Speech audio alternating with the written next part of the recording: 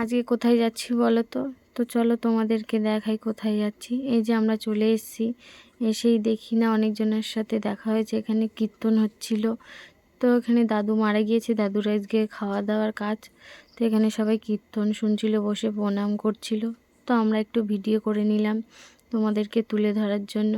তো এখানে সবাই যাচ্ছিল লাইন করে, এখানে দাদুকে খেতে দেবে। এখানে 3টে বানিয়েছে, কি বানিয়েছে আমি ঠিক জানি না।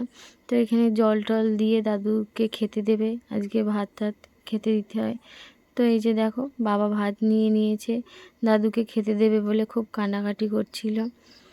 যেই সব মানুষ আমাদের সাথে থাকে তারা মরে গেলে যে কতটা কষ্ট হয় তো বলার মতো না। এখানে কাকু বসে পড়েছে দেওয়ার জন্য, তো সবাই ভাত দিচ্ছিল আর খুব কান্নাকাটি করছিল। তো আমরা এখান থেকে চলে এসে খাওয়ার টেবিলে বসে পড়েছি। এখানে ভাত আর শুক্তো দিয়ে দিয়েছে, তারপরে ডাল, মাছের মাথা দিয়ে ডাল করেছে, আর এখানে আলু ভাজা করেছিল। এখানে পটল চিংড়ি করেছে, মাছের রসা করেছিল।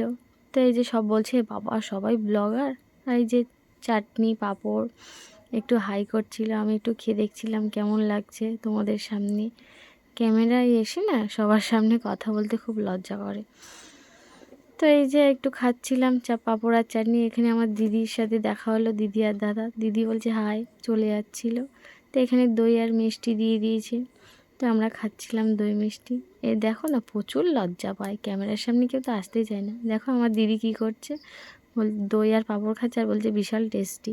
তো আমরা বাড়ি চলে যাব এবার। এই নদীর সাইডে এসেছি, এসে তোমাদেরকে একটু দেখাচ্ছিলাম নৌকা, কতগুলো নৌকা দাঁড়িয়েছে। তা আমরা একটু ফটো টটো তুলবো বলে নৌকার ওখানে গিয়ে দেখাচ্ছিলাম। Bye bye.